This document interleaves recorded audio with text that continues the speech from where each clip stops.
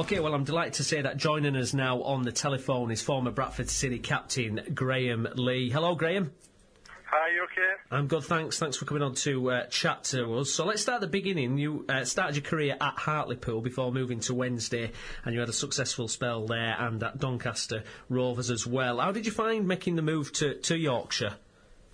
I loved my time. I was quite fortunate if I didn't have to move too far away from home, but me and my wife now at the time, but my girlfriend at the time, it was like, just got our first house in Middlesbrough, but then we had to move a year later. But like I said, Yorkshire was a very welcoming place, and like I said, we loved it in Sheffield and Doncaster. Yeah, absolutely. And when you look back at your career, which club did you enjoy your time at most, do you think? I think I've had... Unfortunately, my Bradford days wasn't successful, but my other times I had some great successes. Hartlepool was my first team up, gave me my chance, and I ended leaving there on a promotion. Sheffield Wednesday, the club, was just fantastic. Again, we had promotion with them. Doncaster, great times. Won the Johnson's Bay final. We had promotion, but I was dogged with a bad injury at the time, the last season, which was frustrating. And then Bradford unfortunately didn't work out, and then Notts County again where I went and won the league. So I've had each club I've been at, I've had fantastic times. Okay, times, haven't you? I mean, you mentioned the Bradford City experience, and you were captain at that time. There were really high expectation levels, weren't there? What, in your view, were some of the reasons that the team didn't achieve promotion that season? I wish I could say. It was frustrating at the time. We started off the season well. It was I think we were pushing near the top of the league majority of the up until Christmas time, and I just thought I'm not 100%. I wish I knew at the time. I just know things weren't seeming away. I don't know if it was confidence or what in the lads in the time. When things started going wrong, it just seemed to spiral, and we just couldn't seem to find a win. And I think a couple of wins out of 10 games, we might have been in the playoffs, and you never know then. It was just one of them times we just... Like I said, it was a bit of swapping and changing, but it just didn't work out. Just didn't quite happen. Now, we spoke to one of your former teammates a couple of weeks ago, Matt Hamshaw. You two were together. Right, you two were together at Wednesday first, weren't you? Still close friends now, yeah. And you were at Notts County as well, weren't you? An interesting time for that club. What was that Notts County? What was that Notts County experience actually like then? It was a very entertaining, if that's a word for it. It was on and off the field. I probably never had so many meetings off the field as at a club. But why was that? What meetings? What were just everything what was going on with the club. It was at one time you're meeting all these new people, meeting Spain, and then things were going wrong. Your money, what might not be happening, and there's owners, people go missing. It was just an ongoing scenario with you, from one day to the next. You weren't too sure what was going on the field, but what it did do is it brought the whole squad together as a team and as a unit. We had probably 4 different managers maybe that season, and we still went on and won the league. So I think it was an entertaining team, but it was one what we thoroughly enjoyed, and at full time and that it wasn't enjoyed because again it was a good club to be at, and with everything what went on, it was like it's a tale to tell anyway. You can look back and you can see the people we were working with at that time. People wouldn't believe it. It was League 2 football, but it was good. Astonishing, was it? What did you find Sven like then? How was he to get on? He was, to be honest, everything he was to do. He was at every training session. He didn't post. He just came, watched us, no matter what the weather. We had horrendous winter that sea, and him and Todd Grip used to stand there with the big long coats on and the big moon boots and shivering away in the corner. But he was an absolute gentleman. He shook everyone's hand after every game and congratulated us if we won. He's always there. Every game he came at, even when it all went wrong with the money and the club we didn't know what was going on. He stuck around without benefiting himself to try and get the club an investor, and Chairman paid off in the end. So he was. I couldn't speak highly of him. He was really good. He was really good there. Now we've got another one of your old teammates coming onto the show, Richie Humphries. We asked him on tonight, but he said you were too big of an act to follow. So he's waiting till next week. Richie's I tell you what, he's had a hell of a great 2 weeks. He's had a birth of his baby. scoring the win and then becoming the PFA chairman. But he's a fantastic. He's been a fantastic player and still is a fantastic player. But as a lad off the field, he's an absolute gentleman and a lad you love at any club you could be at, because he'll organise events for the lads, just bringing the whole teams together, and it's no surprise what he's doing with the PFA at the moment. Fantastic. Now, we're always interested. Who would you say is the best player you actually played with during your career? During my career, if you look back, many good players. You look at the lads probably who are successful at the moment, who would like Glenn Wheel and Chris Brunt, who have been fantastic.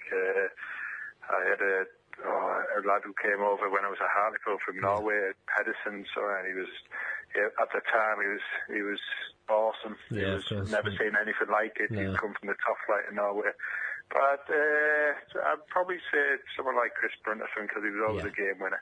But then you got Cameron Jones as well at the time. It was fantastic. Yeah, I've had some been fortunate to play with many good players, and then as a keeper, you'd say Casper Schmeichel was one of the best keepers as well. Absolutely fantastic. In terms of managers, then, I guess the same question really. Who kind of got the best out of you as a manager?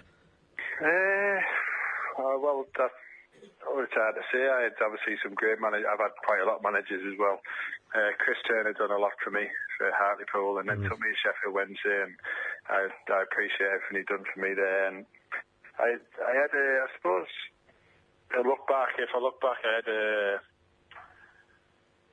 a defensive coach at Sheffield Wednesday, John Blackley, and he took the defence every day. He was Paul Stewart's manager, but he took the defence, and you had to be on your game with him, because even if you'd won the game 2 or 3-0 and clean sheet and you'd come off happy, he'd pull you to one side and let you know one mistake you'd made in the game, and then walk away, and you're thinking, like, seriously?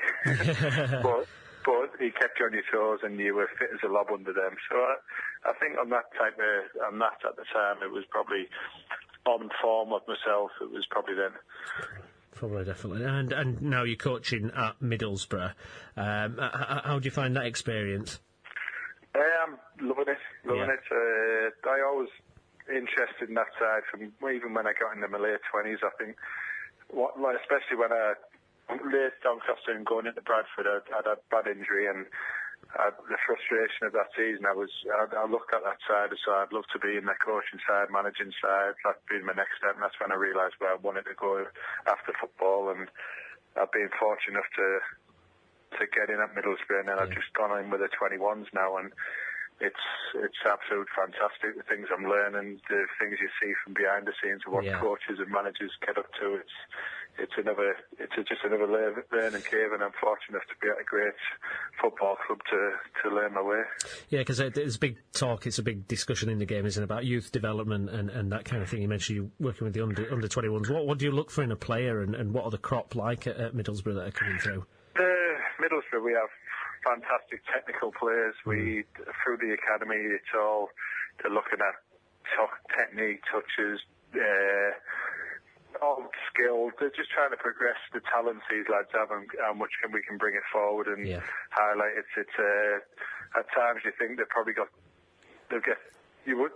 get spoiled with the facilities and everything you've got. So it's a fine line to try and keep the hunger in these lads and the fight in them to sort of thrive and to become these professionals and go on to be the best players they can be. Because at the moment, the young lads and getting all this on a plate for them, but it's a wonderful life for these young lads to start off at, and if we can help them progress so they have a career in the game, then that's what we're looking to do.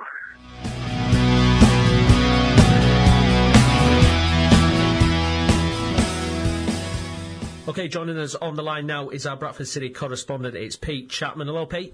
Hiya, Steve. So let's start with that incredible Shrewsbury victory, last gasp goal for City, winning the game. Incredible stuff, wasn't it, after going behind so early in the game? Yeah, it was. I mean, they went behind very, very early. Sloppy goal, poor defending. Sort of the classic cliche, hadn't woken up when they got on the pitch sort of thing. And then Naki Wells getting injured relatively early as well. That spoilt the shape of the team, and they seemed a bit lost for most of the first half as to what to actually do. And in the second half, they came out a lot better and just didn't give up. Yeah. And, of course, Kyle Reid equalised, who's now been got a nomination for Player of the Month for League One. And then Hansen, right at the end, got the winner. Incredible game for Kyle Reid, wasn't it? It was unplayable, wasn't it? Yeah, it's one of the best performances I've seen him put in, and maybe all the work he's been doing in the gym and things like that are finally starting to pay off, and we're going to see the best of him. Absolutely, absolutely. And the atmosphere at the camp today, what was that like? Fairly cheerful, yeah. I mean, they're up for it. Obviously, we couldn't actually see much because of the fog. I mean, the manager, he knows that Walsall have had some incredible results recently. I mean, they've beaten Wolves, beaten Orient, so they're going to be a tough side. And they've got City will have to keep going right to the end. But one thing they showed last week was they keep going right to the end. Absolutely, absolutely. And it's Walsall up next. What can we expect in that one, Pete? I think, like I said, it's going to be a very, very tough game. But I think City can get something out of it. They've got that first away win now. They're averaging 2 points a game. There's no reason why they can't get 1 or 3 points from this game. And mentioned Wells' injury there. Do we know how long he's going to be out for? At least 2 weeks is what Phil Parkinson said today. He said it's responding well to treatment and not as bad as they first feared, but it will be at least 2 weeks. Absolutely. They've signed Forlan as well, haven't they now? Yeah. And that sort of 3-month deal leading up to Boxing Day, isn't it? It is, yeah. I mean, I think that's... There was a strange thing last week when Wells went off. There was 2 strikers, Andy Gray and Alan Connell, on the bench, and he brought Mark Yates on and played him in that position, which, OK, he's played before. Yeah. But, I mean, there was quite a sort of hubbub of conversation about what's that saying to the other 2 strikers. Yeah, what do we think that's saying? Well, I don't know. I think maybe he wanted the pace that Wells had, because a lot of the time the balls were being played to Hansen that would be knocked to Wells, and Yates hadn't quite read them, but I think they were just trying to keep the same shape, really, and it didn't quite work out. It changed a bit second half. OK, so let's have a look at Bradford City there, and you two were both at the Shrewsbury game. First of all, what was the atmosphere like when the winner went in? Awesome. I think it says a lot when you watch the highlights back and the camera in the camera is shaking. That classic is just like, oh, that must be good. That's when you know it was good, don't you? Yeah. Alex, what did you think? Yeah, I thought it was a massive 3 points. I think I questioned the other week that if we're drawing at home, we've tended to struggle for a winner, whereas other teams tend to go on and win the game. So I think it was a big point to prove, especially as we've said without the top scorer. And they did it. Yeah, and obviously it's 3 wins in 4, so it's a good run and a lot of confidence to take into a really hard game on Saturday. I think what's most impressive with that as well is the Wells aspect of it, because when it came through that Wells was injured, I and a lot of people go, oh no. Well, I said at the time, certainly in the first half, yeah, I could not see us scoring 2. No. But we are one of those teams that if you can get one and get the crowd behind you, you can get the winner. Yeah, Valley Parade. That's exactly what happened. Valley Parade, to me, it's a real asset now, isn't it? Whereas before, I think we mentioned how it was weighed heavily on the shoulders players, but now it seems to be a real force, doesn't it? Yeah, it seems to be working as that extra man in a way, and I think it also I don't want to say that the crowd influences referees or anything, but the fact that there's been 3 sending offs in the past 3 home games might say a little something. I mean, admittedly, Brentford won, blatant sending off. I wonder about the Shrewsbury one. I don't know about you, Alex. I thought it was a sending off, but I wonder if some referees would have just let that one. Well, I thought it should have been sent off before that. So do I. But he took Wells out. Yeah. Didn't get a booking. Hansen were through. He only got a yellow for that, and then the third time. Yeah. And I even read some Shrewsbury fans saying that ref were a homer, but it could have been sent off way before that. Yeah. Well, I think maybe it got to that bit and. The handball, and I think the ref probably just went, look, benefit. Yeah, I can't do anything else. But with the other red cards against the other teams, I think it just shows out an attacking force we've been at home. Yeah, and we're piling a lot of pressure on the opposition. So it's Walsall up next, Tim. Walsall 9th position, going okay. Drawn the last couple of games, though. How do you see that one going? I'm in 2 kind of minds of it, because Walsall have been they're a fantastic team, and you know they drew Rotherham at home. That's probably something City can take a little bit of solace in. That the positivity there, but. If you look at it in the league last season, the away games that we tended to struggle with were teams like Accrington, Morecambe, you know, ones which you probably put a bit lower down, but the away games where we actually played really, really well at were the ones that were towards the top end of League Two, the bigger ones. So I know Walsall are a top form team at the moment, and they have had a tough run of games. They include Preston, Crewe, Wolves, Rotherham and Leyton Orient, and that was. So... I don't know how it's going to go. I won't be disappointed if we lose. No. Alex, how do you see that one going? I think it'll be a really tough game. I'd take a point now. Is that negativity? No, I'd take a point. Yeah. They lost all the three main forwards from last season, so I was really expecting them to struggle, and they've come back just as good. And as we say, the last three games, Wolves, Rotherham, Orient, none of those three teams have beaten them. So what did we make... What Pete Chapman hinted at there, the situation with the striker and the signed Folland. I mean, what's going on with that striking situation then, at the moment? Or was it just the fact that he wanted someone with pace like Wells, which is what Chap has said? Well, Folland's is one of the big lads, and looking at his past, the teams that he's played for, I mean, I know he went off, was it Malaysia or something like that, or someone like that? Got him from Colorado Rapid. Oh, yeah, he played at Colorado Rapids. But he played someone and after then everyone's that, got Colorado Rapid on the CV, you know, it's at the tail end, isn't it? Yeah, well, it's just one of them leagues that's starting to set off at the moment, which is why it was put down. But Hull, that's probably how he knows him. Yeah. But I think it's a good signing because he said on his Twitter last night that he's hungry to try and make a name for himself in England again. How old is he? 30, I think. He's only 30, so I mean, there's still a lot left in the tank, I think he left England when there? he was 27, so still at a good age. Again, I think it is. If you look at the average age of the Bradford City squad, it is fairly young. So maybe just someone with like, you can imagine Caleb Folland coming on, saying we're winning 1-0 away at Rotherham or someone like that. You can just imagine him being that kind of player to come on and just. Well, I mean, it's a great period for City. And we've said every week the only kind of niggle has been what do they do up front. You know, if Hansen and Wells are out, and you know he's kind of answered that now. He's got Folland into the mix, hasn't he? I'd say he's more of a Hansen type than a Wells type.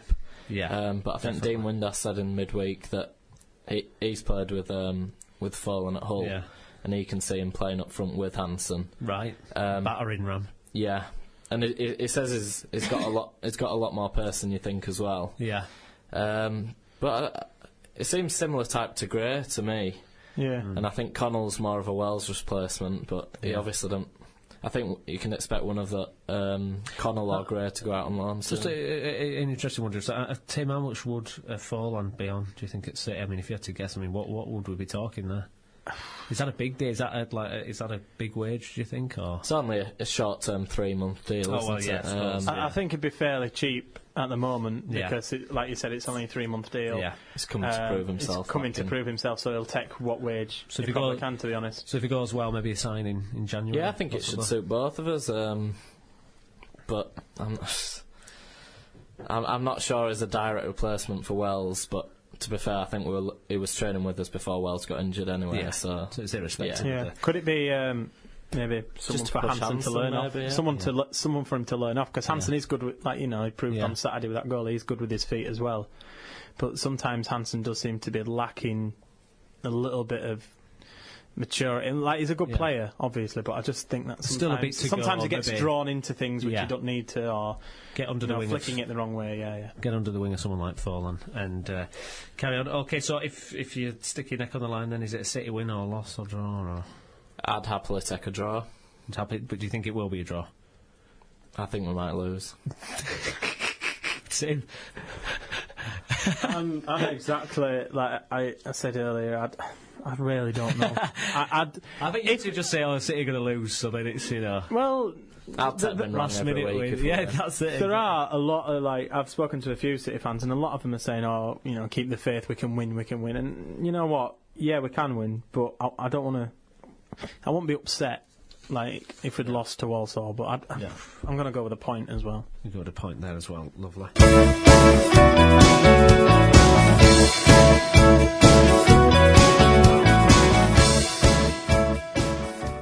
now. Joining us on the line is our FC Halifax Town correspondent. It's Andrew Pinfield. Hello, Andrew. Good evening to you. So let's start off with the Chester result then. A cracking 2-1 win there. How did you see that game? Well, it was very pleasing because obviously when we played Chester last season, they romped away with the Conference North and we came up with them. Yes, and I would say right. they were a better team than us last season, but this season they've lost a lot of players. Yeah. A few of our ex-players have gone to Chester, Jason Jarrett, Gareth Seddon and Alex Titchener. Yeah. And they've struggled somewhat, so it was pleasing that we got the 3 points. After what had been a difficult week, after the results against Hereford and Kidderminster.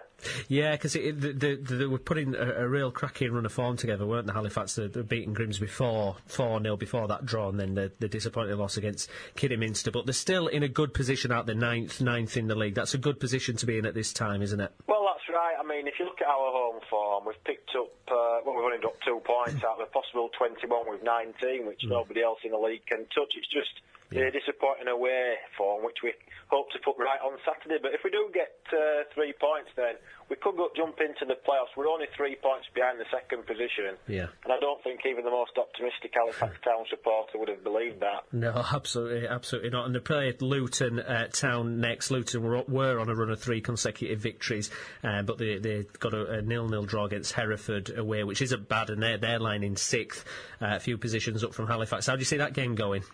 Well, it's going to be very, very tough. I mean, you've only got to look at Luton Town's pedigree and the fan base that they've got. We're expecting 5,000 strong crowd. And if we can stay in the game, the one thing about it at Luton is if you do get your heads in front and nick an early goal, then the home supporters do tend to turn against their players. So we're hoping that we can nick a goal and the fans will get against Luton. But we just need to pick up the first win away from home. Once we get that hoodoo off our back, I'm sure we can go on to get some more after that. Yeah, what is it then, this away thing then? Is it just, after a few games it builds up, it becomes like a monkey on your back, doesn't it, I guess, and it just needs that, maybe even a penalty win or something like that, just to get them through? Well, that's right, yeah. I think when I spoke to you last time, I'd mentioned in 2 of our away games we'd had players sent off, we'd been down to 9 men twice. Unbelievable, isn't it, the sendings off that were happening. And then there was one in injury time. So out of the 5 away games, we've had 3 games where we've had players sent off. So if we can keep 11 on the pitch, the quality of the football's quite good. Yeah. But we do tend to be a bit more negative away from home, I would say, when he just plays Lee Gregory up front. But if he went for a 4-4-2 and tries to perhaps play similar to we do at home, then we might get a result. OK, so looking at Halifax Town, then we've heard from Andrew. I guess it's interesting looking back at the Chester game, Tim. Chester flew through Conference North last year, and then they've lost some players, and then Halifax Town coming out on top, and looking the business. I mean, Andrew alluded to the fact that promotion would be kind of out of the question with the other teams that are in there. But what would be your ambitions for Halifax Town this season, do you think? I think if they make the playoffs, then that is definitely... That's a job well done, isn't it? Yeah, they don't have to win the playoffs or anything like that, because it is a really, really tough league. Yeah. And even just to finish maybe a few places outside the playoffs is probably advancement for a club like Halifax, and might start getting in...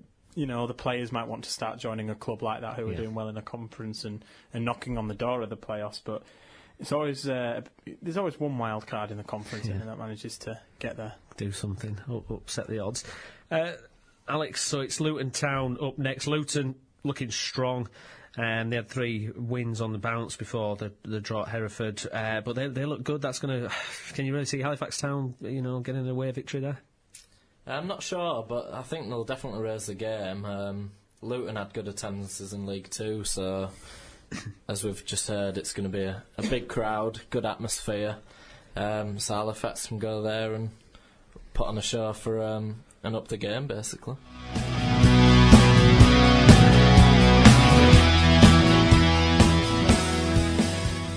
I'm delighted to say joining us on the line now is our Bradford Park Avenue correspondent. It's Chris Bell. Hello, Chris. Hello, how are you, mate? You all right? I'm good, thanks. How are you? Yeah, very well, very well. Good stuff. So you were at the game, Park Avenue, guys. It was the FA Cup this time. Park Avenue coming out on top in the end. How did you see that game? It was a lot more even than the league game, shall we say, a couple of weeks before. You could tell that Mark Bauer had got revenge in mind, shall we say, by the way that Guiseley set out in particular. But it was just one of those games where, if Guiseley hadn't been able to score first, you might have been able to see them going on to win it. But as soon as Park Avenue took the lead in the way that they did, it never really looked in doubt. And when they added the second, they weren't ever really troubled in the second half, despite what turned out to be an early consolation from Jake Lawler. But there was nothing really after that Guiseley, they didn't seem to throw as much at them as you would have expected for a team trailing at that stage. No, absolutely not. And up next for Park Avenue, it could be Penrith or Scarborough. Any preference there, Chris? I suppose Scarborough, really. It's a nice little Yorkshire game at least, and they're a club obviously have folded since their time when they were a conference side.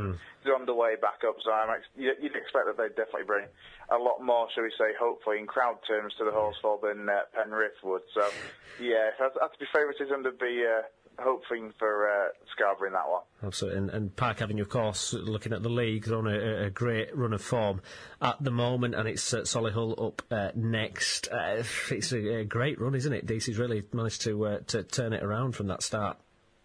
Absolutely, it's 9 games unbeaten now for Park Avenue, and obviously the first couple of games they lost, and they had a number of injuries and suspensions, even at the very early start of the season. And since those players have come back from injury or returned from suspension, things have started to gel together well for John Deacy's side at the moment.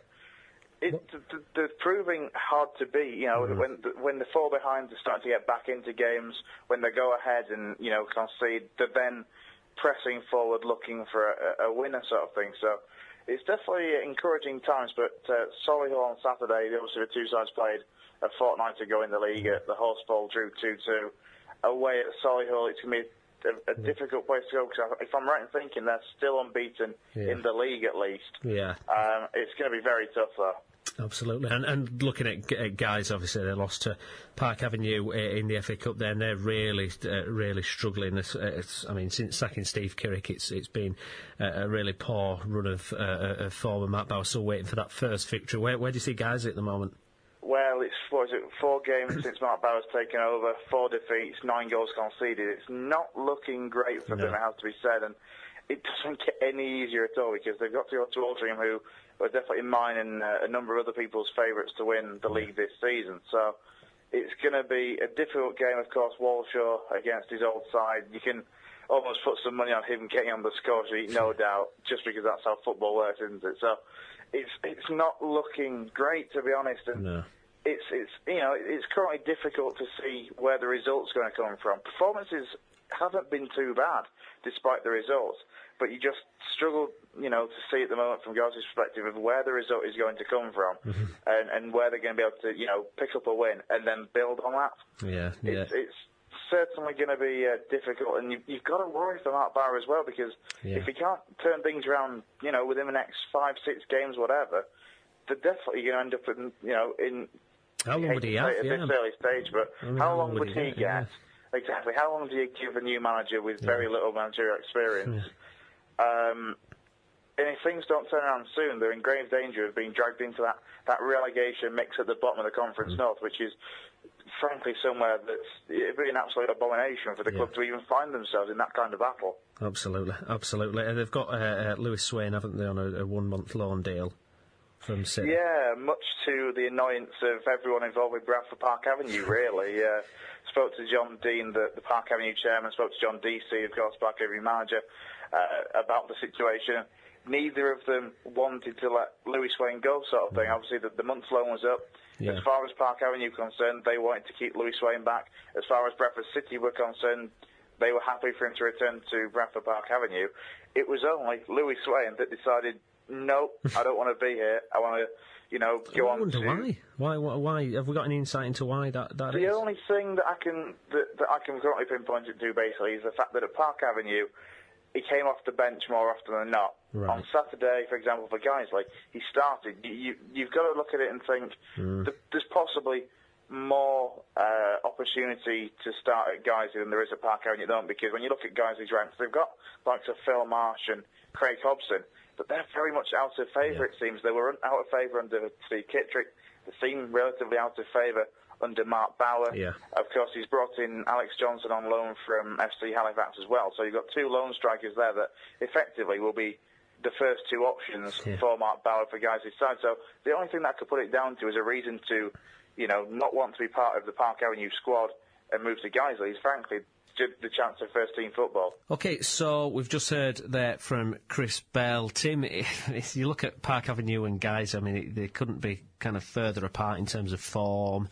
The club itself, I mean, it's the contrast and comparison between Park Avenue and Guiseley at this stage, it's fascinating, isn't it, to see one team in such a rich vein of form and the other can't get a result anywhere. Yeah, it really is fascinating because right at the beginning of the season it was the other way around, wasn't it? We were talking about how good Guiseley were and Park Avenue might struggle this season. Now it's what we know. We know nothing. Well, we won't tell them how much you won on the bets this week anyway today. But yeah, it's just different to see. Like, I'm happy for Park Avenue. They look like they've got a lot of confidence going, and Guiseley just look like they need a bit of confidence, really, don't they? Absolutely. You've got to start, haven't you, for Park Avenue, Tim? Yeah, I do. I'm proud of this run. It's only that they've won 5 of the last 6 games. Yeah. Hey, it counts. So Alex, Bradford Park Avenue won 5 of the last 6 games. It's all going rosy. I mean, yes, Lewis Swain he's not staying at Park Avenue, and he's done a runner down the road to Guiseley. But I mean, it's all looking rosy for Park Avenue at the minute, isn't it? Yeah, they're in great form, like we've said. I think we pointed on it a couple of weeks ago. The only downside really is the scoring goals every single week, 2 or 3 they're averaging the last couple of months. Yeah. But the goal difference is still 0. So if they sort the defence out, then there's no reason why they can't keep a proper promotion push. And the FA Cup run, Tim, is that a distraction? Is that a good thing? I mean, there's financial rewards to be gained from it, and it can lift the whole club. How do you see that one going for them? Yeah, well, John Deasy said that he doesn't really take much interest in the FA Cup because he says that as a manager he's never going to win it. But he does understand what it means for the club. And Nathan Hott has been quoted as saying pretty much the same thing, like he wants them to get into the first round again. Yeah. And who knows the second? I mean, it'd be good to see a Bradford derby in that one. Yeah, it would. That would be fascinating. So Guiseley, as we touched on there, really struggling, Alex, after sacking Kittrick. Bauer can't seem to get a point or anything from anywhere, despite a couple of decent performances. Was it a mistake sacking Steve Kittrick then at that time? I mean, it's probably a bit easy to say that, but what's going wrong there? Well, I think due to the sacking, they were on downward spiral anyway, so it's a bit harsh on Bauer saying that, but it's a real struggle turning that form around when they've lost the last 4, obviously. And as we touched on, it's not getting any easier with the trip to Altrincham. It's got a couple of new players in Matt Clark, who used to play for Bradford, Lewis Swain on loan from Bradford. Just got to hope, really. Hope Bauer can turn it around. Tim, what do you think, Guiseley? At the moment, a tough game against Altrincham, banging goals in for fun. Can Guiseley realistically get anything out of that one? Unless they can manage to get some goals, then I'm struggling to see where they'll That's get the problem, anything is it? from. They're not getting any goals. 7 goals from 9 games. It's not fantastic form, that, is it? That is paltry, isn't it? It is. So they need something at Altrincham. I mean, if they win at Altrincham, or if they get a draw or something, that might just start their confidence going, because we know that confidence is a lot in football. Yeah, just to get it. Stick going the feet in the ground, basically. So if we look at the 2 Conference North teams then, so Solihull, Bradford Park Avenue, how do you see that one going, Alex? It should be a cracker. I'm expecting a lot of goals in it. I'll go for a scoring 2-2 draw. 2-2 draw again after the recent 2-2 draw a couple of weeks ago. Tim, how do you see that one going? I think that it's going to be a tough one for Park Avenue, although they did play really well against Solihull at Horsefall, wasn't it? Yeah, it was a really good fight back, and it could have all changed because they could have had a penalty before Solihull got one. So if Alex is going to go 2-2, I'll try and make friends with Park Avenue fans, and I'll say they're going to win 2-1. You're going to say they win 2-1. Excellent stuff. And Altrincham Guiseley, we don't see anything for Guiseley, do we, there? Or is this the point where they turn it around? But haven't you 2 been saved for a few weeks, or the next game they'll win and turn it around? Yeah, we can't go back on that. So you're saying this is the one this time? Yeah. No, I'm not saying they'll win, because it's a really hard place to go to, but I fancy him for a point. I'll say 1-1. 1-1, Tim.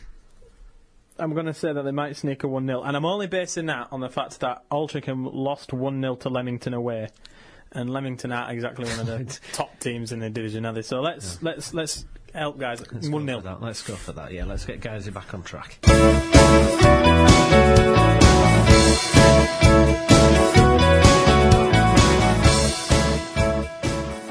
Okay, well, let's have a look at the Championship then, and we'll start with Leeds United, who got a much-needed win against Bournemouth midweek, Alex.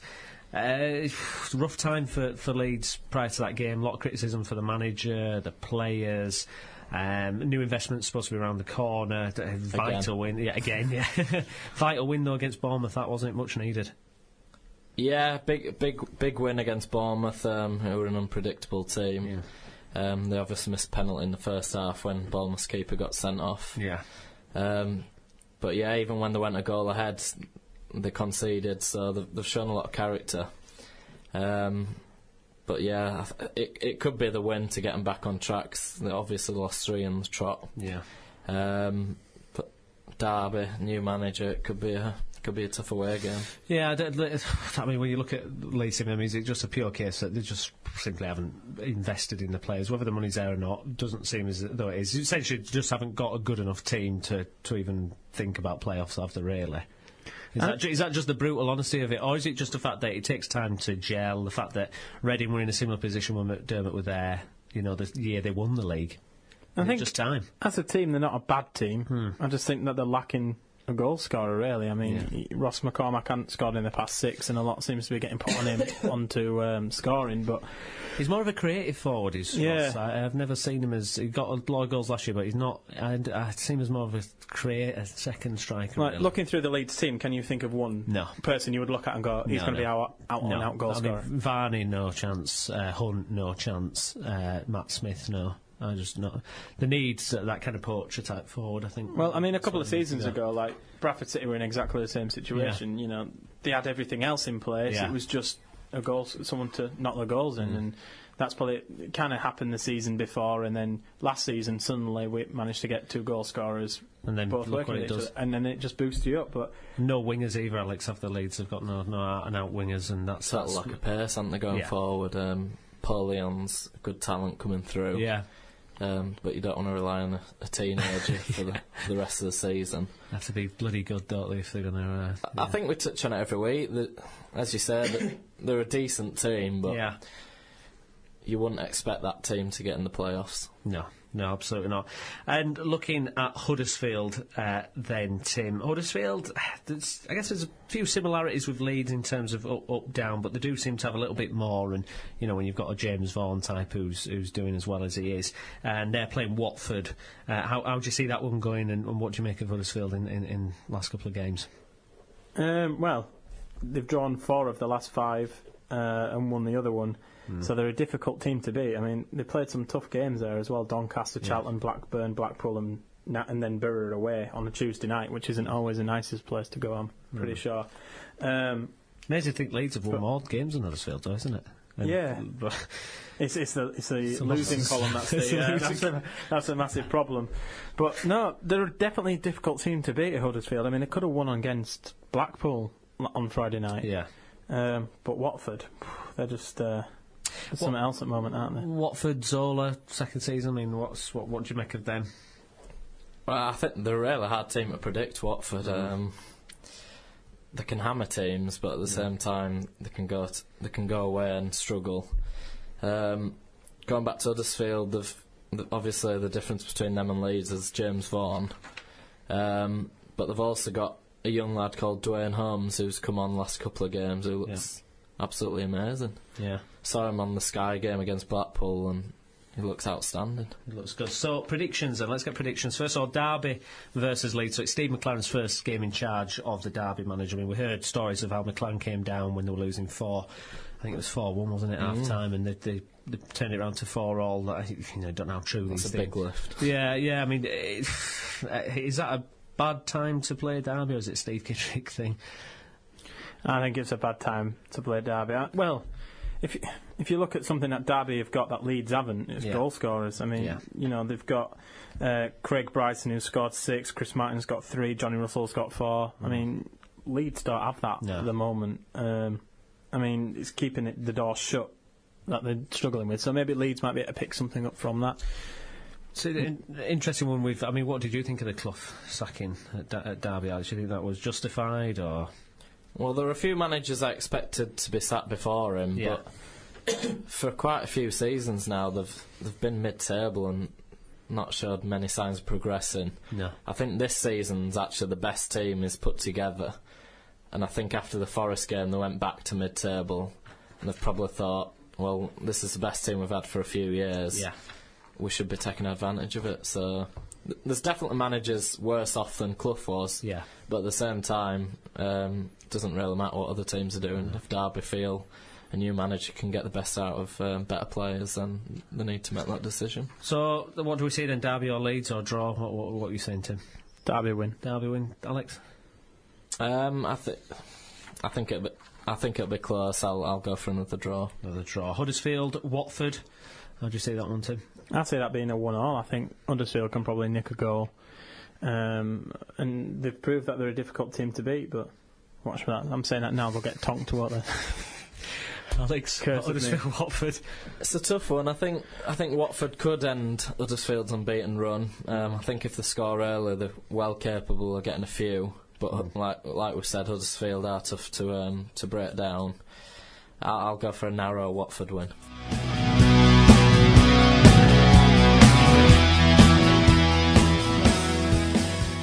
Right, let's have a look back and analyse this week's Champions League games.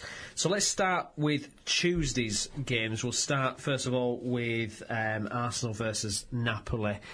Alex, I suppose you'd have been a bit upset with this one. Rafa Benitez, Napoli, who've been fantastic, frankly, but they never really got going against Arsenal. Were Arsenal just too good? I mean, Ozil was special, wasn't he? Yeah, I think Arsenal are one of those teams that you do not want to catch when they're on a really good run, 'cause they do keep it going for a long time. They usually hit that form at the end of a season, but thankfully for them, they've started the season really well. And Tim, Arsene Wenger himself said that the Champions League is a bit of an obsession for him. Never won it. They got to a final in 2006, but finished runners-up. Are Arsenal a prospect for the Champions League this year? Possibly. And I really don't want to rule Arsenal off anything this season. I just can't. Are they in that kind of second category behind you, Barcelona's and Bayern Munich's, do you think? This season I'd put them there, yeah. Because they've just come out firing, really, haven't they? I mean, like, you look at them in the Premier League, fantastic form. I mean, they signed Ozil for 40-odd million, but you've even got, like, the new signings of, like, well, I know they're not new signings, but they feel like new signings, like Ramsey and Giroud, who have just, come alive. And that first goal against Napoli, I think that just proved what kind of night Arsenal were on. They were on it, really, weren't they? Great out there to see when they're in that form. Yeah, Arsenal. They haven't played with that confidence, like, as you say, at the start for a while, of the season for a while, have they now? Even if you take a couple of those out, they're still playing without big players like Cazorla, Chamberlain. Yeah, Wilshere was on the bench. Wilshere's not fully fit, is it? We've seen with England. Yeah. And good point about Giroud. Ramsey's getting a lot of praise, but Giroud looks 10 times the player as he did last season. He looks more settled, doesn't he? Yeah. Absolutely. Elsewhere, Bucharest versus Chelsea. Chelsea came out 4-0 winners. Big news before that game was obviously when Mourinho walked out the press conference. It's just typical Mourinho. It's the circus, isn't it? And then they're going. Don't look as happy this season, does he? No. It's still the confidence about him, but yeah. Before it was like joy. They all loved him at Chelsea, and they were all happy. And yeah. Well, you text me, didn't you, saying about look at Lampard's face when he was left. Wasn't he really kind of total embarrassment? Yeah. Do you think there's a risk of it kind of boiling over, this Mourinho controversy? I mean, it seems. I mean, it's predictable, Tim, that every week it was going to be about Mourinho more than Chelsea, which it's proved to be. But to be honest, I'm getting a bit tired of hearing about it. To be honest, that's all the focus seems to be. Yeah, well, it was always going to happen when you've got a big manager like that. I mean, people say players act bigger than the club, but a manager's sometimes getting bigger than the club. And it feels it, doesn't it? You could possibly argue that with Mourinho. Nobody talks about the players, though, do they? When Chelsea get a win, it's always Mourinho. But I think at the same time, now they've been losing, they've had 5 games without a win. Yeah. He's taken a lot of the pressure off by, is that what he's as done? you say, getting in the media and taking it all himself. Yeah. I mean, it's kind of funny watching like the pundits talking about like the Mata situation a couple of weeks ago. They were all saying, a lot of them, they were all saying they can't understand it. They didn't know what was going on. But then you had on Tuesday, you had Ian Wright saying, well, I think he's done a good thing, because what that's done is it's kind of like rejuvenated Chelsea and kind of given them, saying, look, no, I'm not. If the best player can be left out, then anyone can get left out. Well, I mean, when I say the Mourinho thing, I think it's press. It's the press, isn't it, that drive this? I mean, I thought Mourinho was right in terms of the fact that he keeps being asked about players that aren't even playing in the team. I mean, that would get frustrating, wouldn't it? And also, you had the Andre Villas-Boas Mourinho reunion thing, and that was all through the media as well. That was all through the media as well, wasn't it? The Mata one seems strange though, because it's not like his form dipped. Now the Route 1 show's talking about him. Well, it's not like his form dipped and he needed a kick. No. He's been the best player for 2 years. Yeah, player of the year last year. But obviously, Mourinho said it's specifically how he wants the team to play, so doesn't quite fit into that system. So moving on to Wednesday night, Tim, and it was a real show from Bayern Munich, who totally wiped the floor with Manchester City, completely winning 3-1. It could have been about 8-1. Bayern Munich, first of all, I mean, they've got to be favourites to win it again. I mean, is it proving the kind of genius, a bit of a masterstroke to the fact that how could they improve the team that won everything, and you get Guardiola, who seems to have taken them to an even higher level? Well, I originally didn't think Bayern Munich were going to be, in quotation marks, all that in the Champions. I said that. Hang on, we'll just play the audio clip of you saying. I love how honest it is. I did say I didn't think they were going to be fantastic, and you know what? They are. They're a brilliant team. Yeah. I think it says a lot when it was reported that Manchester City fans applauded Bayern Munich off the pitch as well. Yeah. But I don't know. For a lot of people are saying how, I know, like you're hinting it there, like how good Guardiola is, but I'd love to see him at a team that's not doing well. Yeah. Yeah, is it his fault, though? I mean, how could you expect Guardiola to suddenly drop to it? Why would he do that? Mourinho to prove himself. Well, it's saying you want him to seem a team that's not doing well, saying it's automatically easy. Look at Moyes going to a team that's just won the Premier League. Absolutely. Yeah, I suppose, I agree with that 100%. So, Bayern Munich, I mean, it just keeps rolling, doesn't it, Alex? Can you see them? It's got to be favourites, haven't they? I mean, that's the best performance I've seen. I think, ever. It's one of the best, apart from when Leeds beat Barcelona. But apart from no, I would say it's the best European performance I've seen for a long time. Probably since Barcelona beat Manchester United at Wembley in that final 3. Yeah. Well, I thought it was that good. Barca beating Real in the league. I think it was when Jose first went there and they beat Madrid 5-0. Yes, that was supreme. And I think that's the best I've seen. Yeah, exactly. I fancied Barca at the start, but if you've got Bayern Munich, a settled team who won everything last season, a new manager, one of the best managers, they're going to be tough to stop. Yeah. Is it easy to call it this year, though? Because there are a lot of teams some that are struggling, some teams that you'd expect to be doing well who are struggling, but then some who really you thought didn't really look at. They just thought they were there to make up the groups. Doing well. Yeah, I mean it is an interesting one. I mean, just look elsewhere on Wednesday, you had Real Madrid winning 4-0, PSG 3-0. I mean, like you say, I mean there's so many good teams, isn't it? We should also mention, of course, Tuesday as well, Barcelona Celtic. And Celtic unlucky, weren't they, really, just not to be able to hang on. They had a great chance as well, didn't they, to tie it up when it was 1-0 to Barca. Yeah. Neymar, you frustrated with Neymar, aren't you, Tim? Oh, I really don't like him. That's a person. I watched the Confederations Cup and I saw what he were like in that, and I was like, I hope he's not bringing that to Champions League and to Europe. And guess what? I don't think you get enough good out of him to warrant that, really. I just don't think. I mean, you can never say it's warranted, but for me, he's not absolutely special yet. Do you know what I mean? No, it's not. I mean, I'd say that if you've got Barcelona struggling at Celtic Park, yeah, I think that Man U fans can probably text me from that, because Celtic Park is one of them tough European grounds to go to, like, Barca lost there last year and they scraped to win this time. I'd put Celtic Park or Parkhead, whatever you want to call it, in exactly the same group as Shakhtar. And that kind of stadium. It's very difficult for an English team or any away team to go and win at Shakhtar. You both mentioned Neymar though. Was it, forgetting how he acted after, was it a red card? And if it is, surely you've got to blame Brown rather than Neymar. Yeah, I mean, and it was a red, wasn't it? Yeah, I mean, it's silly, isn't it? It's silly to do something like that at that point in the game when they could have possibly gone on and got the point. But especially, I agree with him. I'm just so frustrated when you see Neymar's reaction. Whatever Brown's done, to see Neymar do that, just immediately all my sympathy goes for Celtic and Brown. Well, the thing is, that's what they do, though. I have a lot of friends who play rugby and stuff, and they have. A lot of that happens in rugby, like side-handed tackle, like a little punch in the stomach, stuff like that. That stuff happens, right? Now, if Neymar had got up and squared up to Brown and been like, something like that, I'd probably have a bit more respect for Neymar. No, Scott Brown shouldn't have done it. There was minimal contact. He scraped him a little bit, right? I mean, it's Beckham and Simeone all over again, isn't it? If Celtic try and get that ban rescinded, it won't, because the intent was there to kick him. So, yes, it was a stupid thing. But did Neymar need to act like that? Do you know what I mean? If he gets someone sent off and they win the game, we've seen it with Rooney, Beckham. Yeah. If these British players keep doing it, we know it's a red card. I agree with it's absolutely pointless. But I mean, it's fundamentally cheating. I mean, you had the Simeone Beckham thing was the classic, wasn't it? He barely touched him. But South American, straight too far from West Yorkshire, but South American, there is that culture in South American football where cheating's just part and parcel of it, isn't it? Suarez, I mean, every player who goes up against it, especially.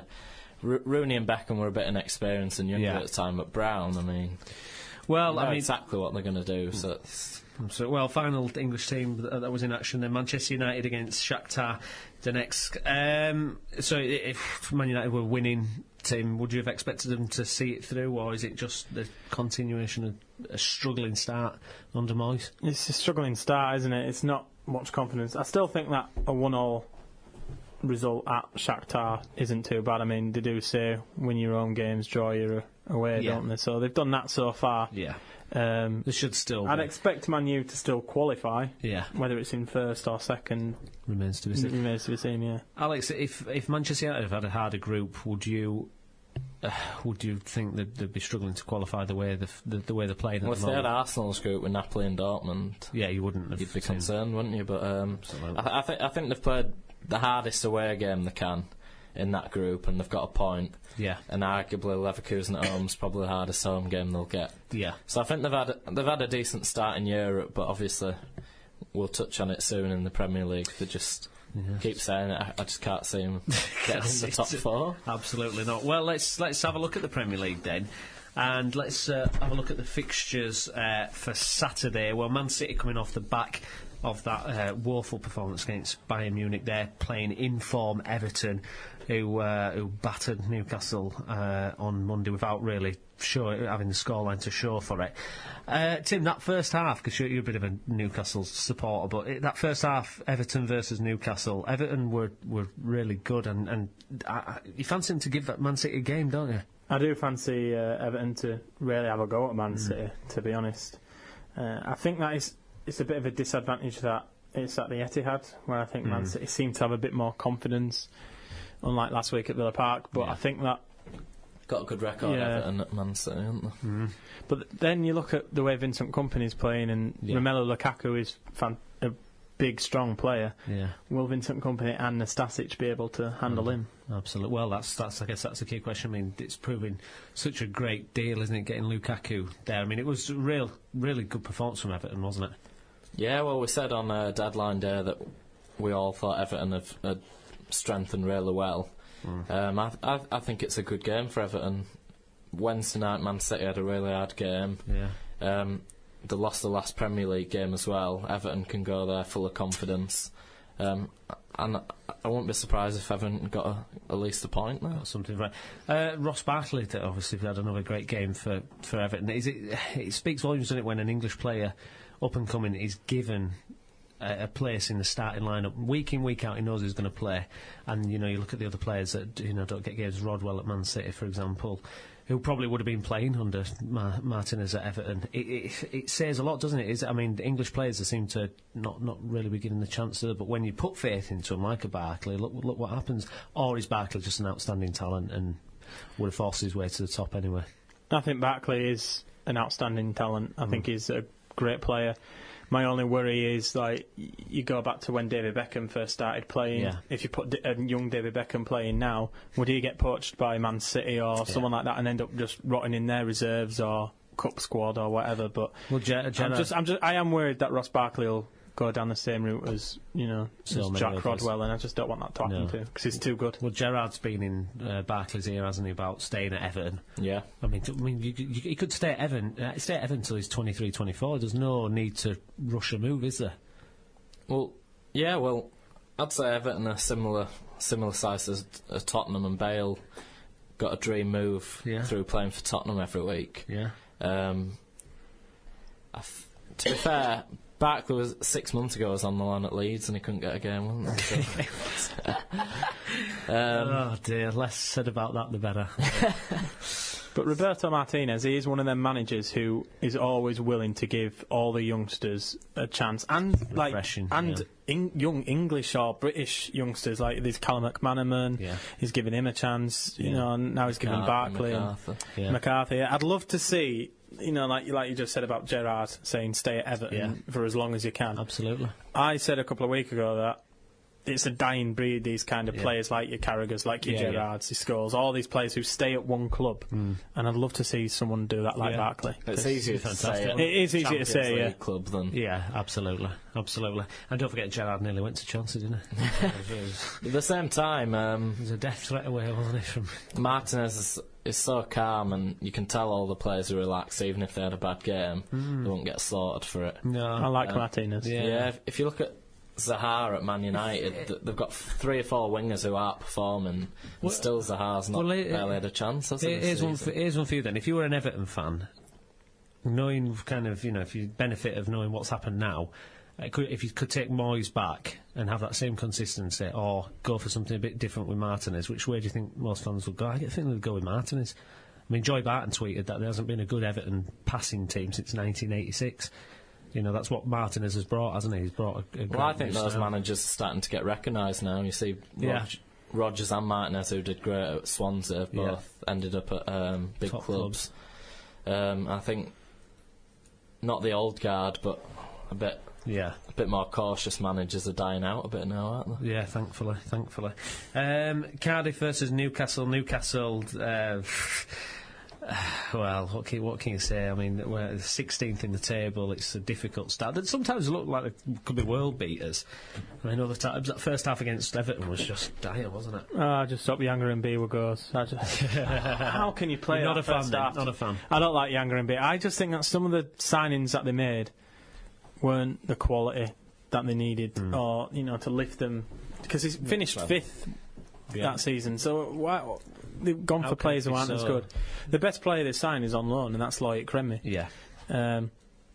I'd like to think that Newcastle can go to Cardiff and get something, but then you look at teams that have gone to Cardiff, like Tottenham scraped to win, City lost. I fear a bit for Newcastle. Might make a difference if Cardiff are finally expecting a home game where they're going to win. Different expectation. Might have a go a bit more. So I never got your Man City versus Everton prediction. Then what we're going for there? I'm going to go 1-0 Everton. 1-0 Everton. I'll say 1-1. 1-1. Okay, I'm going to go, I think, 3-1 Man City. Cardiff Newcastle. Tim, how do you see that one going? I think it's going to be 2-1. Which way it goes, I don't know. I could see 1-0 Newcastle that game. I think. You think? Yeah. Well, they did do that to Swansea in their first game. Yeah. Alex, what do you think? Cardiff Newcastle. I think if Newcastle do lose a few on the trot, I don't think they've got a team ready for a relegation battle. No. I think definitely. Yeah, if they get stuck down there, I think they will be in trouble. But at the same time, if you look at the midfield and front players, I think they're more than capable of having a good season. I think a draw. I think it's hard to predict that one. They did do all right in Europe last year, so a trip to Wales. Yeah. Technically Europe, isn't it? Europe. Can we cling on that? So a game next which you couldn't really pay me to watch. It's Fulham versus Stoke. Alex, which one do you see that going? And again, two inconsistent teams. Yeah. After seeing Stoke at Arsenal, I thought they'd definitely beat Norwich. Yeah. And then I thought Fulham at home to Cardiff. That's a perfect game to get them on a roll. Yeah. I think Martin Yall's starting to be under pressure now, isn't he? Getting a bit of stick last game. They got rid of that Michael Jackson statue, though, didn't they? So maybe that'll turn something around for him. I don't know. I find it hard to predict Stoke to lose because I do think they've got a decent defence and that they are hard to beat, but I think another draw. Another draw. It's not a game from the weekend. You don't, when you get your fixture list at Saturday, it's not one that you kind of immediately go. So it might be a bit unfair. You don't want it on telly. No, you don't want it on telly. No. I was going to say my prediction for that is it will be one of the last ones on Match of the Day. Yeah, absolutely. That's the kind of game where you miss, the old Match of the Day programme where it just used to whiz through, Didn't rubbish. Didn't talk about it. Just went, so and so scored. Was that when Bradford were on every week? For that 1 year. And then the final. Well, no, sorry, not the final game. Hull versus Villa. Aston Villa team, they've won 3, they've lost 3. They look better than they did last year. Benteke's out though, but they're ploughing away. They got a good result a great result against Manchester City last time out. How do you see that one going? Hull, amazing, doing the Steve Bruce thing of playing really well that first season. I mean, that's going to be a tricky one, isn't it? 8th and 9th in the table. Yeah, it is. It's at Hull as well, isn't it? Yeah. So that's going to be a difficult place for Lambert to go. But Villa look a bit more mature this year. They look like they've put that last season kind of seemed to bring them all together a little bit more, and they've got a bit more confidence flowing, winning Arsenal and Man City. Yeah. But Hull have had a lot of luck at home, really, haven't they? I mean, they could have easily drawn against West Ham, and they were lucky to get the penalty. Which they've got that kind of won the game. Wacky first season promoted team, where the game, like when Blackpool came up, they're all over the place, aren't they? Yeah, West Brom have had that a few times as well, haven't they? So Hull, Villa, Alex, what are your thoughts on that one? I think a bit like the Cardiff Newcastle. I think Villa are capable of going anywhere and getting a decent win away, but Hull's home form's good. I don't. So which way do you see that one going? I think I'll go for another Hull home win. Yeah. Hull, what do you think? I'm going to go I'm probably going to go for a 1-1 draw. I think Villa might get that one.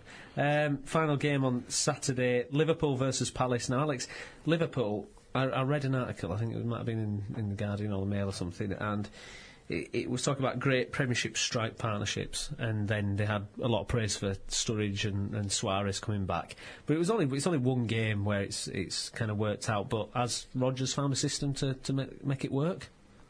I think he has. I wasn't totally convinced by Sturridge at the start. No, when he first went to Liverpool, but I think it's undeniable, though, isn't it? How I think he's improved a lot, and I think his game. Yeah, I think I was concerned he was a bit selfish at times and a bit greedy, but I think they enjoy linking up with each other as well as the midfielders. I personally think the problem for Sturridge was the fact that he never got consistent game time before Liverpool. He always had to prove. It's ridiculous. It was ridiculous. Like he'd get 1 or 2 games and what you didn't score. You go back to a Barkley, you play someone with a bit of talent, and he was consistent at Bolton, wasn't he? When he were at Bolton, he was consistent there, and he was just knocking him play, and he didn't have to.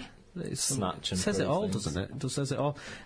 Liverpool Palace, 3 points. Been unlucky, haven't they? Yeah, it's hard for them, isn't it? Because they look even like they've got less than they did last year when they were a division lower.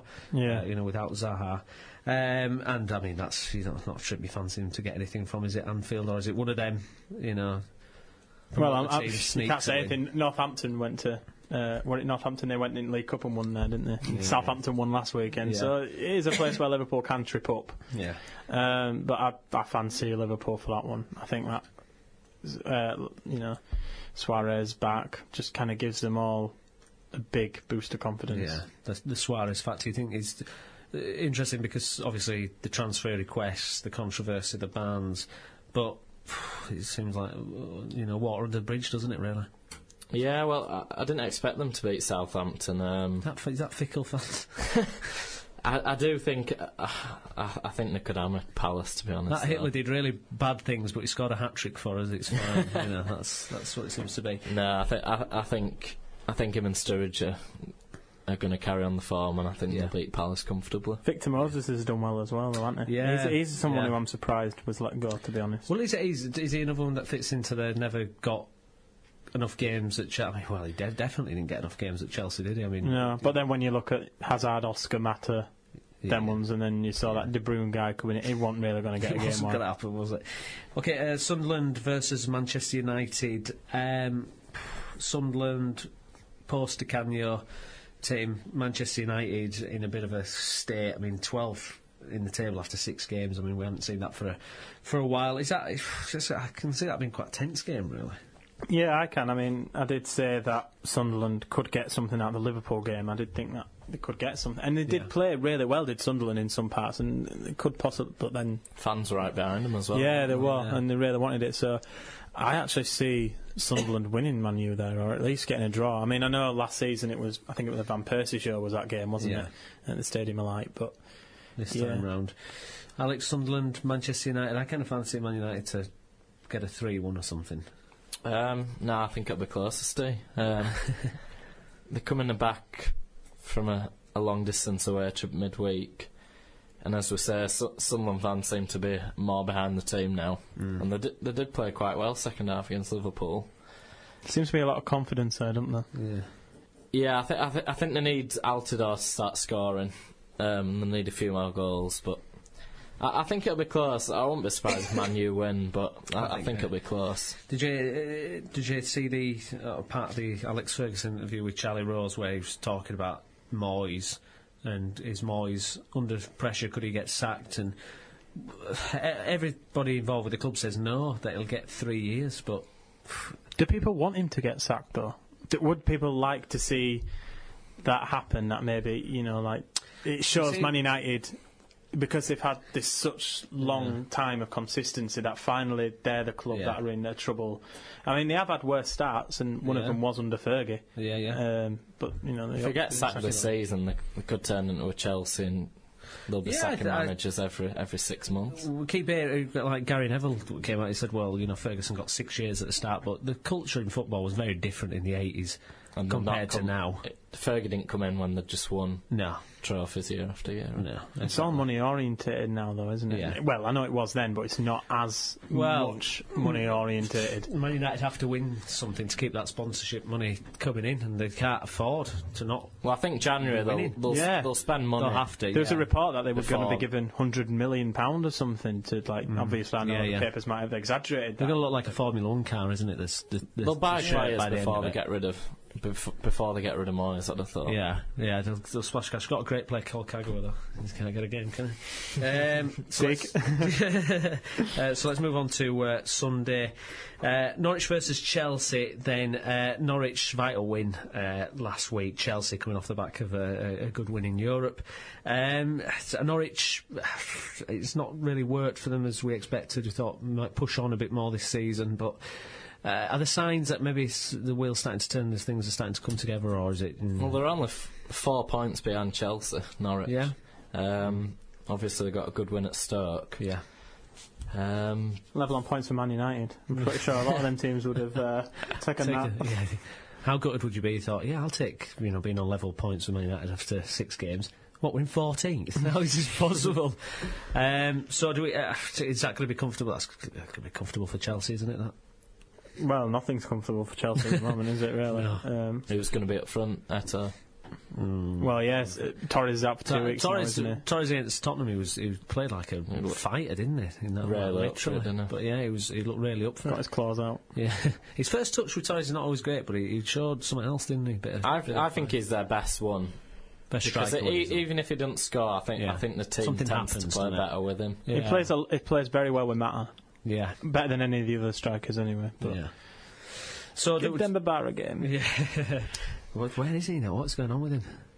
I don't know. He's probably enjoying his paycheck. Lives on a canal somewhere. So he's just given up on life. Started working in McDonald's in Little Chelsea. Bought a season ticket in Newcastle. Absolutely. Southampton. Well, this is going to be an interesting one. Southampton flying 6th place, playing great football. I like him. Manager can't speak English still, but it's going all right, isn't it? Conceded 2 in the first 6. Yeah, it's incredible that. And Swansea, always going to be difficult after last season, but they're starting to get it going again, aren't they now, Alex? Yeah, I think that'll be really good. I'd rather watch that than Norwich Chelsea on telly. Yeah, I would actually. Again, it's really hard to predict this weekend. Two exciting teams there, isn't it, Tim? Yeah, it's going to be, again, like I said about the Arsenal game a couple of weeks, Arsenal-Swansea, it's going to be a really nice game of football to watch, isn't it? But I don't know who we'll go for, though. No. Because they've both got, Lambert, Michu, both strikers that can turn it on, but then also strikers who sometimes, especially this season, who've been a bit out of the game sometimes. Yeah. I don't know. They can fall out of it, can't they? Yeah. So what if, like you said, it's really hard one to call. But if you had to gun to your head, what are you saying there? Well, I think Swansea are good enough to go there and win, but I would like to see Southampton keep this going. I said at the start of the season, I really like the players they've brought in. They do play really good football. They've brought in a lot of young English players as well. Yeah. I'd like to see Southampton beat them. Interesting, that, isn't it? The manager doesn't speak English, but he's kind of invested in English Luke talent. Shaw, 17 left. Luke Shaw, I mean, he's the one. Is it? Luke Shaw's a typical one that if he got a big move, he was linked with Arsenal a couple of years ago as well. Yeah, I mean, Arsenal might be a good club for him, but I can't imagine a Chelsea or Man City being a good move for someone like that. No. Not even Man United, really. It's a bit unfortunate that he's got Ashley. Well, I'm just thinking more down the line, but he's got Ashley Cole and Leighton Baines in front of him. That's the only. Although I do think Man United would be a half decent. I think Everett's coming to the end. Yeah, possibly. And they didn't get Baines. No, that could be a good possibility. Spurs versus West Ham. Spurs flying as well. 3rd position. Things looking to get going, starting to score a bit more freely. They were good against Chelsea that first half, but they faded. I thought they were really disappointing second half. I was surprised at how kind of lost they looked second half. Ericsson, ran out of gas, and Chelsea should have won that game, really. I think a lot of that was to do with Matt coming on and just changing the whole dynamic of the game, didn't he? Just switched as soon as he came on. But Spurs, post-Bale, what do we think? They're looking good. They're starting to gel together as a team now. They looked a bit lost at the beginning of the season, didn't they? Like against Palace. And not sure about Soldado. Well, I was going to say, some questions about Soldado, Alex. If they did have a Lukaku or a Benteke, you'd think I do think the midfield looks the part now, but I think they need an all-round striker with a bit more pace. Yeah. When you got a player 28 million for Soldado. When you got a player who can do through balls like Ericsson, I mean, you just want Jermaine Defoe to be running onto a couple of them, really, wouldn't you? What is it about Jermaine Defoe that managers just don't seem to trust to give a long? I don't think he can play up front on his own, can he? And I don't think Tottenham generally play with a couple up front, do they? No. But West Ham, not great start for them. They're 17th. There's nothing really happening for West Ham, is it? It's a bit of a grind. I'm going to sound really opinionated now, but West Ham are just boring. I don't like them. Yeah, when you look at your Southamptons, your Swanseas, and those type of teams, West Ham are just as big as. I mean, it's boring, isn't it? I look at teams like West Ham, Fulham, even Stoke. And I just think I'd rather be a supporter of a team in League One that's actually fighting for something than just something in the middle of the Premier League. That's just like, you've got all these great players. You're not going to see good football, first of all. First and foremost, you're probably not going to win all, but you're not even getting to see good football. It's just a grind, isn't it? If I had a team that got promoted into the Premier League, I'd much rather them do something like Palace and have a go at teams rather than do something like a Stoke or a West Ham and just. Although Stoke have changed a bit this season, I'm probably being a bit unfair. Yeah, they are having a go at but they're still not great, are they? But if you support Stoke, how long they've been in? 5 or 6 years. Yeah. If you supported them, you couldn't complain, could you? You couldn't complain, but I mean, you'd argue then, well, why did they get rid of Pulis? Because they wanted to see a step up, didn't they? All right, we've seen enough with the long throw-ins and the this and the that. But if neutrals call West Ham and Stoke boring, but they're in the Premier League every year. Yeah. Well, Yeah, it's a but hard then thing there to were weigh teams up, like I mean, Wigan. you know. Wigan like had a go at teams. They weren't boring though, were they? I loved gone watching. down, haven't they? Yeah, I know, but I loved watch. I'd rather watch Wigan play than. Well, I agree. I mean, it was glory and failure, wasn't it, with Wigan last year? They won the FA Cup, battering Well, Man I City, think and that they hampered- fantastic, and then they That got hampered relegated. the relegation fight, didn't it? But would you prefer that as a player. fan? Would you take that season of Wigan, what they did last year, or Stoke last year? I would take the Wigan season every time. I'd take the Wigan season because at least you've won a major trophy, and that's Absolutely. to your name, to your club. You've And been to you play Wembley great twice. football. You're in Europe this year. Yeah. Well, the What about year you? before Stoke lost the FA Cup final, didn't they? Yeah. Wigan won it, but went down. Which would you take then, Ice? Would you take the Wigan, epic glory and epic failure, or Stoke, nice middle of the road? You're going pragmatism, isn't it? I'd have to take the league, I think. If you'd have said to me Bradford could beat Swansea last season, Yeah. but wouldn't go up, Yeah, but is I it? think I'd have to take the league still. Even though... But is it different though? Because when you're in your Premiership, you're not going to get any. Paying Premier League You're not gonna as a get fan, anything. right? Paying Premier League prices to watch your team draw 0-0 or 1-1 on a Yeah. Sunday afternoon. Yeah. I'd sit at But home. eventually, Yeah. like Swansea or Southampton or something, you might end up playing good football and having a really good Getting there. season. True. So But if you go down, you're actually there, then you've got a chance, Yeah. haven't you? True. But not with Allardyce. Not with West Brom versus Arsenal. Let's round up all the games of this final one. Arsenal absolutely flying. Top league. It's good to see. I mean, I'm a big fan of Wenger myself, and I'm really glad that it seems to be finally having a season that's kind of up there with the best that he's had at the club so far. 6 games in. Is it good to? Are you on board with that? Is it good to see Wenger? It's good to see him smiling again. I mean, I hadn't seen him smile in a long No, time, I to be haven't honest. seen- I no, mean, absolutely. admittedly, as City fans last season, watching him standing there in his trench coat with his head down was Yeah. quite a delight Yeah, for yeah. us. But no, it's good to see him smiling again. It's good to see Arsenal. It's good to see like just different teams up there, and it really has been mixed up. I mean, you've got Chelsea in 5th, City in 7th, and Man U in 12th, but Arsenal sitting top of the tree. I mean, I think this is, of all the seasons in the past 9 years, this is Arsenal's best chance at winning the league, just because of what the others are like at the moment. What do you think, Alex? Do you agree with that? Yeah, I do. I think Arsenal look a bit better, but as Tim said, I think it's more about the other teams as well. No consistency. Yeah, Factor. as well. I can't see Liverpool and Tottenham and Everton keeping it up all season. Although I Chelsea, think- though, a Chelsea a problem, the consistency. Well, yeah, I think a lot of them it's strikers, isn't it? I think. Do you think a lot of neutrals are pulling for Arsenal though, ahead of your Chelseas? And like we said before, I mean, Arsenal have become kind of the English team as well, haven't they? They've got more English players playing for them than any other. Yeah, I've liked Man United in the past, but if they're not to win it this season, I'd probably go for Arsenal to win it. I'd quite happily see them win it. They seem to have gone back to that formula that they had when they were doing really, really well. Like, they've got a couple of English players in there, but then they've also got good young players. I mean, you look at what they signed last year. They had Gervinho last year, and he really didn't suit anything. You didn't look at him and think top 4 player. Arshavin, whatever happened to Arshavin? Yes, Shamak. It was interesting. I mean, Ozil, everyone's pointing to this, isn't it? There's something about that signing's just kind of lifted them, hasn't it? Yeah. Has it given them that legitimacy, that feeling that, oh yeah, look at us, we are actually still a big club and we can still do this? Well, I think it's a good sign that they can attract someone like him, because in January, if they need to strengthen... I can't believe that it happened. And it'll probably help keep players like Wiltshire and others, if they're attracting players like Özil. Well, yeah, there was that thing last year about Walcott, wasn't there? Like his contract, just because Van Persie left.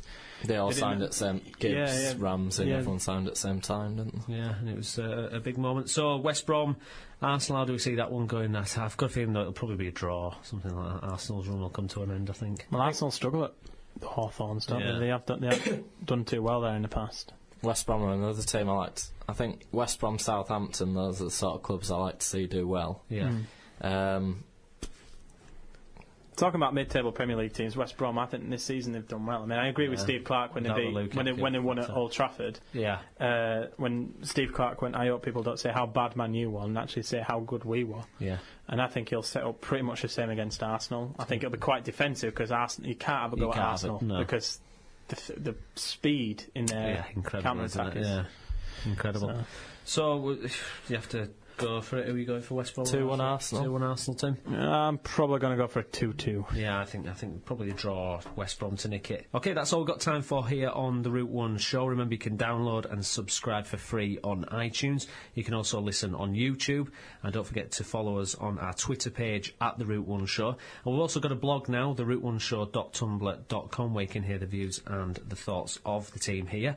So that's about it. I've been Stephen Brown, and with me in the studio this week has been Tim Feather. Thanks, Tim. Thank you. And thank you, Alex. Cheers, Steve.